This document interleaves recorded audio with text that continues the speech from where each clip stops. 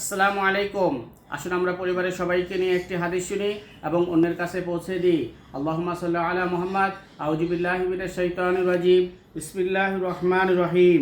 আল্লাহ তাআলার ইরশাদ, আর তোমরা আপন রবের ক্ষমার দিকে দৌড়ও এবং ওই জান্নাতের দিকে যাহার প্রশস্ততা আসমান জমিনের প্রশস্ততার মতো, যাহা আল্লাহ তাআলাকে ভয়কারীদের জন্য তৈয়ার করা হইয়াছে।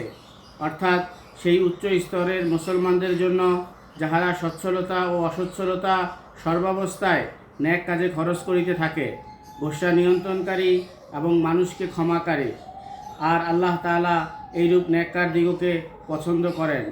সূরা আল ইমরান আয়াত 134, 133 থেকে 134। আল্লাহ তাআলা আমাদেরকে যে কোরআনের আয়াত থেকে পড়লাম এবং শুনলাম, এর উপর আমল করার তৌফিক দান করে। আসুন আমরা সৎ কাজে আদেশ ও অসৎ কাজে নিষেধ করি এবং পবিত্র কোরআন শরীফ থেকে প্রতিদিন একটি আয়াত হলেও তেলাওয়াত করি। আসসালামু আলাইকুম।